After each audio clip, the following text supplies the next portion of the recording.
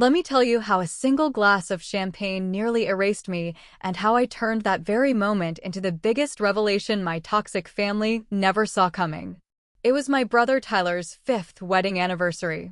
The kind of event where everyone dresses too fancy, lies through their perfect teeth, and pretends we're one big happy American family. But don't let the string quartet and the champagne fool you. That night was a ticking time bomb wrapped in candlelight and fake smiles. Before we begin, drop a comment and tell us what would you do in this situation. Be honest. Tell me in the comments below. We read every comment. Let's begin. I stood near the back of the ballroom in a beige dress my stepmother insisted I wear. I hated it. It was tight at the waist, uncomfortable at the chest, and screamed, "Blend in and shut up." That's what Sharon always wanted from me. Silence and invisibility. People were laughing, taking selfies, clinking glasses. And there I was, holding a drink I didn't even want, watching everyone praise Tyler and his picture-perfect wife, Madison. Dad was glued to the mayor. Sharon was throwing around her fake laugh like a weapon, and I was barely acknowledged. And then I started to feel strange. Not drunk. No, I wasn't even tipsy. It was something else. My limbs felt loose. My head felt foggy. My balance wobbled just enough to make me nervous. I put the glass down and slipped out toward the restroom. I needed space. I needed to breathe. That's when it happened. A woman, maybe late 30s, sharp eyes, auburn hair, and a no-nonsense bun, stopped me near the hallway. "Are you Avery?" she asked. I hesitated. "Yeah." She leaned in. Her voice was low. "Serious. Your stepmother just dropped something into your drink." I blinked. Not sure I heard her right. "What?" She pulled something from her clutch. I saw her. "Dropped it in your glass." Stirred it once. Dissolved right in. Looked like nothing happened. But I know what I saw. I do security for high-profile events. This wasn't an accident. My throat dried up. "You need to act fast," she said. "Whatever it is, you shouldn't drink it." My stomach twisted. I already took a few sips. "How do you feel?" "Off. Dizzy." "That's enough. Listen, if you can swap glasses, make it look like a mistake, but don't drink it." She handed me her card. Elise Duran, private security. I still have it. I thanked her. My heart was pounding. Everything in me screamed to run, but instead I walked calmly back to my table. Sharon was distracted, chatting with the event photographer. Her glass was still sitting there, nearly identical to mine, so I swapped them. Clean, quick. Nobody noticed, and then I waited. 20 minutes later, my father stood up to give his classic to love, loyalty, and legacy speech. The room quieted. Glasses rose. Sharon lifted the one I'd placed in front of her. She looked straight at me as she sipped. I stared back. Seconds passed. Then her smile twitched. Her eyes narrowed. The glass slipped from her fingers. It shattered on the floor. Sharon swayed. For a second, I thought she was drunk. Then she dropped. Right there in front of 120 guests in the middle of her husband's toast. Sharon collapsed to the floor, twitching slightly, her breath coming in sharp bursts. People screamed. Madison gasped. Tyler rushed forward. Waiters knocked over trays. My dad shouted for someone to call 911. And me, I didn't move. I sat still, heart racing, hands steady, because I knew that glass was meant for me. What's next? What no one realized in that moment was that the drama had only just begun. The hospital would run tests. The police would ask questions.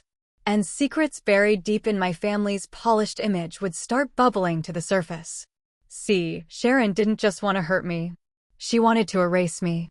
But I wasn't about to let her. The ambulance lights painted the front of the estate in red and blue like a slow, bleeding nightmare. Sharon was unconscious. When they wheeled her out, she had started foaming slightly at the mouth by the time the paramedics got there. And the irony, I wasn't scared. Not anymore. She'd tried to poison me. I had proof. I had a witness. And I'd watched her sip the very glass she had meant to be my undoing. Everyone else, they were in chaos. Madison was sobbing. Tyler kept yelling at staff like someone had spilled water instead of a woman collapsing mid-toast. My father just stood there frozen, gripping a half-full glass of whiskey like it was the last piece of his reality that made sense. Police arrived within the hour. They were polite, calm, efficient, but I saw the way they glanced at me when they asked for statements. Miss Clark, were you sitting near the champagne? Yes, I said. We all were. Did you notice anything unusual about Sharon's glass? I paused, then answered carefully. Not until she fell. I knew they were already piecing it together. Sharon didn't just randomly collapse. She didn't choke. She didn't slip. It was something else. And in a room full of champagne, the glass would hold the truth. The next morning, I didn't sleep. I sat in my tiny apartment in Midtown, curled on the couch, staring at the business card the woman Elise had handed me. I was still trying to wrap my head around it all. Why? What was in it for her? What could be so serious that Sharon would try to drug me at my own brother's anniversary party? The question spun in my head until my phone lit up with a text from Jenny, my cousin. Girl, you're trending. I opened the thread. Twitter, TikTok, Facebook, they were blowing up with hashtags like hashtag Clarkaps, hashtag Iversary disaster, and hashtag what was in the glass. A video was already circulating. It showed Sharon laughing, sipping her drink, then collapsing. The camera then panned right to me. Me sitting still, not running, not gasping. The comment section brutal. Why is she not shocked? Did anyone else see that look between her and Sharon? Chilling. Honestly, chilling. I wasn't surprised. People love a villain, especially if you're the black sheep in a wealthy white-collar family. But they didn't know the truth yet. The police call me in. Around noon, I got a call from the detective assigned to the case, Marissa Keene. Her voice was measured, professional. We'd like to speak with you again, Avery. Can you come in? Of course. I didn't hesitate. That alone made her pause. I could hear it in her silence. At the station. The walls were a dull beige, the kind that strips your soul. I sat across from Keene, her fingers laced on a thin folder between us. She didn't open it immediately. She just stared at me, sizing me up. We have the toxicology report, she finally said. I nodded steady. Okay. There was scopolamine in the glass. Small dose. Not lethal, but enough to confuse, disorient, possibly trigger a fainting episode, memory loss, or worse, depending on the body's response. I didn't blink. I believe it. You believe it? She raised an eyebrow. Yes, because I was supposed to drink that glass. Keene leaned forward. Explain. And I did. I told her about Elise. I told her about the warning about the swap. I didn't hold back. She sat in silence for a moment. Why do you think your stepmother would do something like that? I looked her dead in the eye. Because she found out that I know the truth. She cocked her head. What truth? She's not entitled to a dime of my mother's estate. And I have proof. That got her attention. The clause that changed everything. 2 months earlier, I'd received an envelope postmarked from Savannah, Georgia. Inside was a letter from my late mother's attorney. Apparently, after my mom passed, there had been a legal clause tucked away in the prenuptial agreement between her and my father. The clause was simple. If my father remarried, his new spouse was legally forbidden from receiving anything connected to my mother's assets, including investments, trust funds, or property built from them. But Sharon, she didn't know. Or maybe she did and she thought no one else ever would until I found the letter. And like an idiot, I made the mistake of mentioning leverage on a phone call I thought was private. She must have heard or someone told her because everything changed after that. Suddenly, I was getting invited to events I was usually left out of. She sent me a dress for the anniversary party. Her pick, not mine. She smiled more, complimented me in front of guests. It wasn't kindness. It was a trap. And she never thought I'd be smart enough to see it. Keene's warning. Detective Keene stared at me like she was reading a locked journal. You understand how this looks, right? She asked. I nodded. You swapped the glasses. Sharon drank what was meant for you. Now she's hospitalized. That's motive, Avery. That's for premeditation for someone. And it's not going to stay quiet. I didn't poison anyone, I said. I just didn't drink what was meant for me. You're safe, she said gently. But if Sharon tries to spin this, she'll make it about you. We need that letter, and we need to hear from your witness again. Then I'll give you both. What's next? The moment I left that station, I knew my life wasn't going to be the same. Sharon would wake up. She'd lie. She'd twist it. She'd call me a manipulator. Maybe even say I faked the whole thing. But the truth had already been set in motion. That night was meant to be my silent exit from this family. Instead, it became the first chapter in my long, quiet revenge, and I was just getting started. I didn't even make it back home before the first phone call came in. Tyler, I let it ring twice before I picked up. Avery, what the hell is going on? What do you mean? Don't play dumb, he snapped. The police came to the house. They're asking about you, about what you knew. Did you tell them something? I stared ahead as I walked down the sidewalk. I told them the truth. There was silence. Then he said low and angry, "Do you have any idea what you've done?" She tried to drug me. Tyler, you don't know that. I do. I saw it. And someone else saw it too. A security officer. Her name's Elise. He exhaled sharply, but he didn't deny it. That told me everything. I'm not going to be quiet anymore, I said. You all spent years acting like I didn't exist. And when I finally get something my mother wanted me to have, Sharon decides she wants me gone. I'm telling you, he said, his voice rising. Don't push this. You're going to regret it. I hung up. The lawyer's office smelled like lemon oil and old paper. I handed over the copy of the prenup clause in a sealed envelope. My mother's original signature was still there in ink I'd traced 100 times with my eyes. The firm's head attorney reviewed it, and after 5 minutes of quiet reading, he looked up at me and said, "This changes everything." I nodded. "Yeah, I know." He said, "If this goes to court, Sharon's entire financial foundation collapses. Half the houses, the cars, even her business assets, they were all pulled from your mother's residual estate. She has no claim." "She knows that," I said. "That's why she tried to get rid of me before it came out." He sat back, stunned. "We'll need to move fast." I gave him full consent to proceed. I was done letting other people decide what I was worth. 3 days later, Sharon was released from the hospital. She didn't call, didn't text, but a legal notice showed up at my door. Her lawyer accusing me of malicious defamation and deliberate endangerment. I smiled. She was scared. Good. The next family gathering wasn't supposed to be a confrontation, but I showed up anyway. At my father's estate, I walked in like I belonged because I did. Tyler's eyes widened when he saw me. My father just frowned like I was a stain on his carpet. Sharon walked in late. She was pale, lips tight, posture stiff. When her eyes met mine, I watched something flicker. Fear maybe, but buried beneath years of entitlement. "Hello, Sharon," I said softly. She didn't respond. She just sat down across from me. I leaned forward. "How's your memory doing these days?" "Still a little foggy." My father stood.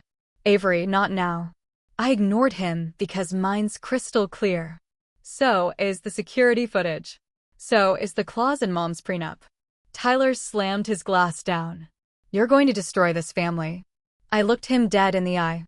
"No, I'm going to expose the part of it that was already rotting." 2 days later, Sharon went on the attack. She gave an exclusive interview to a local news blog that always covered charity galas and upscale fundraisers.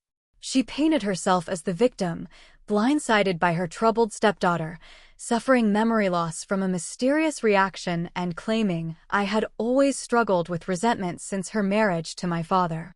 She didn't mention the prenup or the fact that I had nearly passed out the night of the party or that a licensed private security guard had witnessed the whole thing. No, she wanted pity. The headline read, "Sharon Clarke speaks out." I was targeted by my husband's daughter. And for a moment, I'll admit, it stung because people believed her. The comments were brutal. Why would she hurt Sharon at a celebration? Jealousy is an ugly disease. Another spoiled rich kid craving attention. I wasn't surprised. Sharon had money, charm, and friends in every committee in Georgia. Me? I had a dead mother, an old envelope, and the truth. But truth doesn't shout. It waits. Elise called me that night. "You saw the article?" she asked. I did. "You ready to make a move?" "I think it's time." We met the next morning at a downtown cafe. She came with a flash drive, some printed transcripts, and security footage I hadn't seen yet. One clip showed Sharon looking both ways before dropping something from her clutch into a champagne flute. Another showed her whispering something to the server, who was later found to be a part-time employee gone by the time police came. It wasn't just personal. It was planned. Elise nodded at me. Release it. All of it. She made her move. Make yours. So I did. I gave it to a small but respected independent reporter. Someone who owed Elise a favor. They posted everything. No commentary, no accusations, just video, transcript, timeline. Within 2 hours, Sharon Clarke was trending again. Only this time, people were asking questions. Why does she look so calm before the reaction? Is that a pill in her hand? That server disappeared right after. Sketchy. My inbox flooded and then my phone rang. It was my father. I let it ring 4 times before I picked up. He sounded tired. Quiet. Avery, we need to talk. I didn't say anything. I didn't know about the prenup, he said. If I had, things might have been different. No, I said coldly. They wouldn't have. You let her bury me long before she tried to drug me. He exhaled. What do you want? I paused. I want the truth public. I want her out of my mother's house. And I want what was always mine with interest. Silence. Then he said, come by tomorrow. We'll talk terms. I hung up, not because I needed permission anymore, but because I had finally become the one person this family never expected me to be. Unstoppable. I showed up the next morning dressed in the same beige color Sharon once forced on me. But this time, I chose the dress. Fitted, clean, confident. The house felt colder than I remembered. Sharon wasn't there. Just my father sitting at the head of the dining table like a man who finally realized the kingdom he ruled was made of sand. He slid a folder toward me. You win, he said. I opened it. My mother's trust reinstated, assets transferred, her name listed, my name respected. She's gone. I asked. Left last night. I don't know where. I did. She ran. He looked at me for the first time in years. It wasn't with anger or disappointment. It was shame. I should have protected you, he said quietly.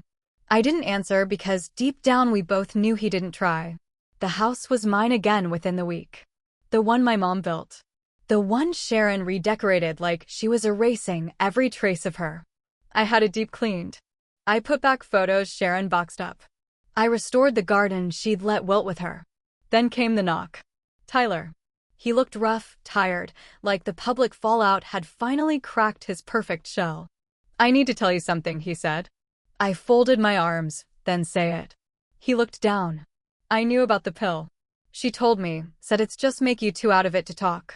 I didn't think she'd actually do it. I blinked slow, so you stayed silent. I was scared of her or of losing your inheritance. He didn't answer. Didn't need to.